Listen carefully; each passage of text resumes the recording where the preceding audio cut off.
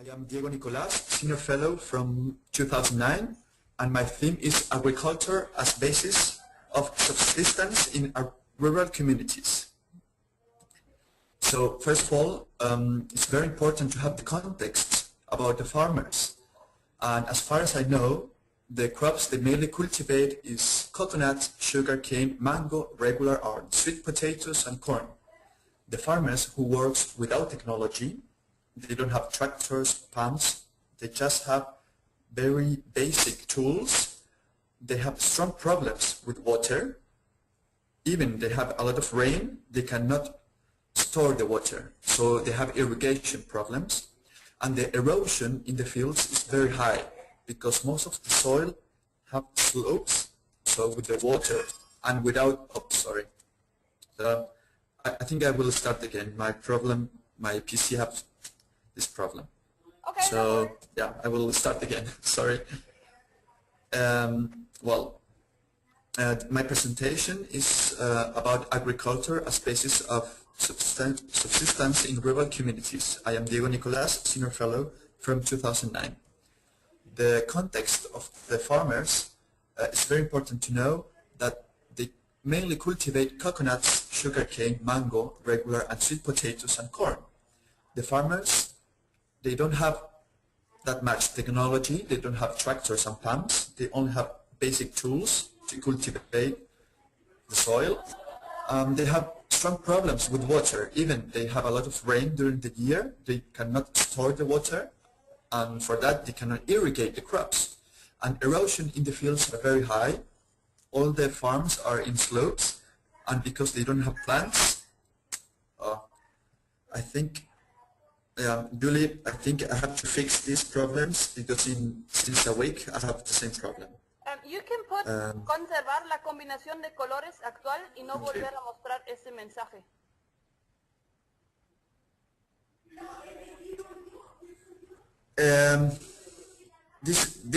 That one? Yes. Okay. Okay. Thank you.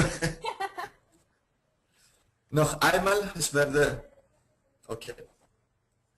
Once again, hello, I am Nicolas, Senior Fellow from 2009, and I will talk about my theme, agriculture as basic of subsistence in rural communities.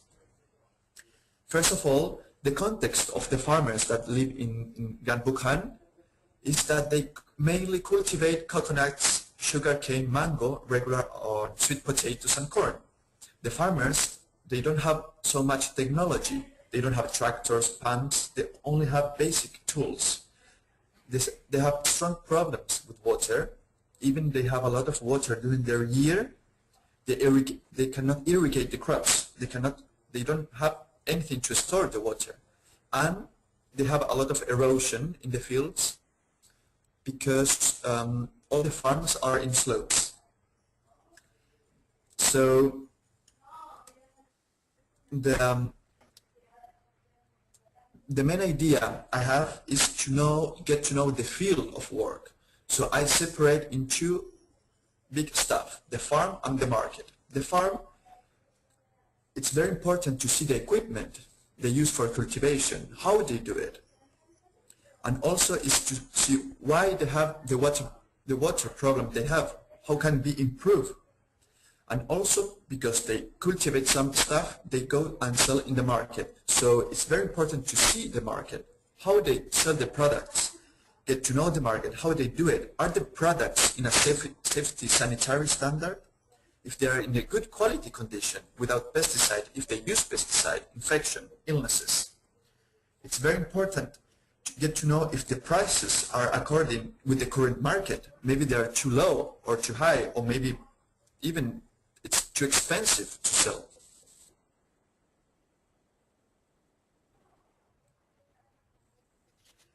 So it's very important to know what the farmers are.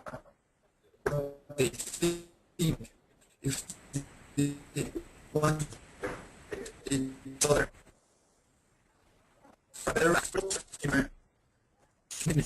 If they are willing to create a group where they can help each other, regarding the motivation, the products, if one person has some farm, and the person doesn't have anything, but it has tools, they cooperate each other and listen their concern and what they want to achieve, or if they have already made something for that.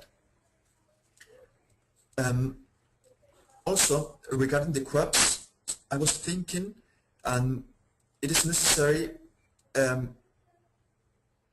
what kind of crops they cultivate, how they manage. If are they use some chemicals, maybe they don't have money to use the chemicals, but if they have, how they clean the chemical things, if they have some pests, water, what is the water problems, and figure out if they have some calendar of activities, when to seed, when to harvest, when to collect.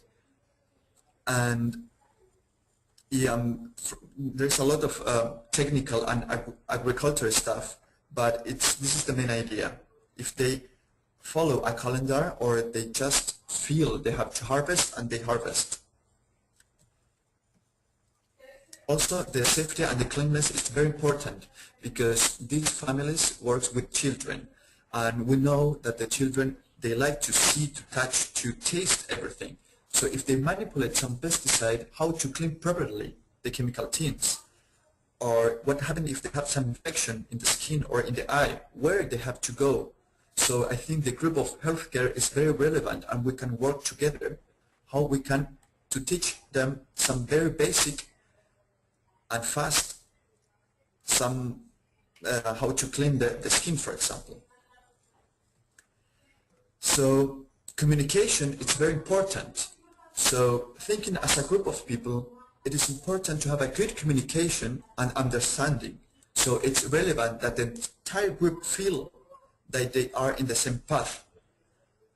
So if everybody feel like they are going to succeed, at the end they can earn money and finally succeed in their crops, and they maybe can see other kind of crops. They can maybe invest some more money and then have more money at the end.